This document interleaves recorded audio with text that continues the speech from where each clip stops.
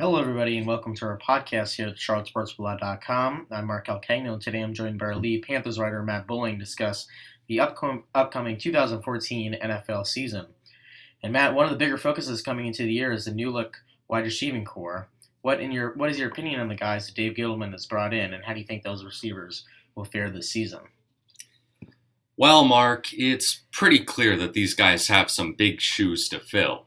The only problem is they can't. Nobody can replace Steve Smith. I mean, he and Muhsin Muhammad are without a doubt the two greatest wide receivers to ever wear a Panthers uniform. And I feel like losing Brandon LaFell is a bigger deal than most people realize. With him, Steve Smith, and Ted Ginn, the Panthers had almost a perfect combination of youth and experience. Now what you've got is a mixture of declining veterans and untested rookies. Don't get me wrong, though. Kelvin Benjamin's a stud. I feel like he could even be better than LaFell if everything goes right. But no matter how good of a player he is, it's never a good idea, and it can even be detrimental to expect someone as young as he is to play such a huge role offensively. It's only going to be worse in a few years when Kachuri and Avant are nearing the end of their careers and we'll find ourselves in this mess all over again. So, to answer your question, I'm thinking the new unit will be acceptable in the short term, but it still leaves a little something to be desired. If I'm David Gettleman at this point, I've got my eyes wide open because next year's free agency looks pretty nice in terms of wideouts. Guys like Jerome Simpson and Jarrell Jernigan, who might not necessarily be on other teams' radars at this point, could end up being big steals for the Panthers. Well, the wide receiving core will be certainly a big part of the Panthers team this year, and similar to the offensive line has gone over a little bit of a rehaul as well. How much of an effect do you think the new O-line will have on the Panthers offense this season?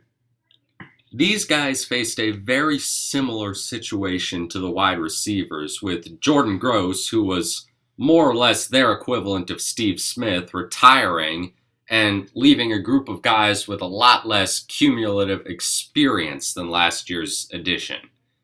They picked up a pretty solid rookie in Try Turner with their third-round draft pick, but like I just said about Benjamin, you shouldn't have a rookie starting more than a few games his first season, especially for a position as physically taxing as right guard. Well, looking next week, how do you think the Panthers will match up against the Bucs in Tampa? Defensively, there's no reason why the Panthers shouldn't light these guys up. They just don't have any guys that are a serious threat to the secondary who have added a very nice attitude player in Roman Harper. If you add that to the fact that Ron Rivera is very familiar with Lovie Smith's strategies, having worked on his staff in Chicago, I feel like this amounts to an easy win for the defense. However, offensively is a different story.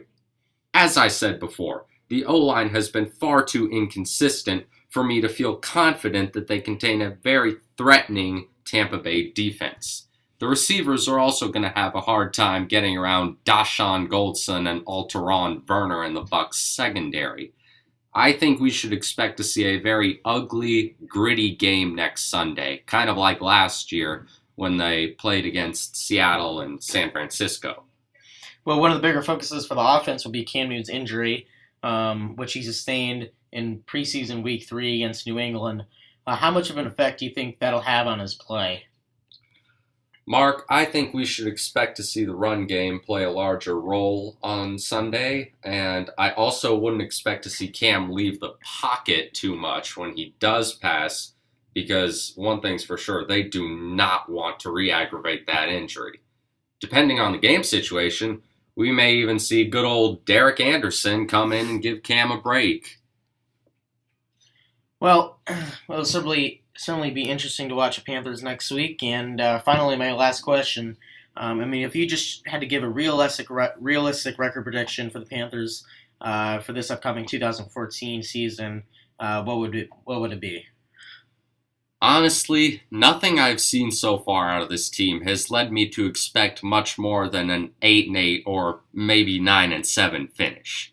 It's a new team, they're fresh-faced at some of the most critical positions, and the month of October has the potential to decimate them. Here's how it's going to go down. They'll face the Bears at home on the 5th, before heading up to Cincinnati to play the Bengals on the 12th. Then they head over to Wisconsin, where they'll face the Packers on the 19th. And after that, it's back to Carolina, where they'll play against the Seahawks, the defending Super Bowl champions, on the 26th. But here's the thing.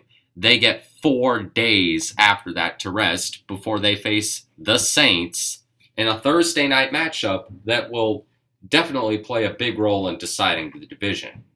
Well, normally, I'd say this team could handle it, but not this year. They're just too raw. I mean, almost never do teams clean house like the Panthers have in any sport and just keep right on winning. There's always going to be a down season or two in between, and it's looking like this is going to be one of them. Well, that stretch of games in October that you mentioned will certainly be challenging for the Panthers. Personally, I have them going 10-6 this season. I mean, while there are a lot of issues on the wide receiving end and on the offensive line, this is still a team with a fantastic defense that I think can lead them throughout this season. Well, regardless, everybody, thanks for listening to our podcast here at the CharlotteSportsBlog.com. And make sure to check back to our site for all things Panthers throughout the season.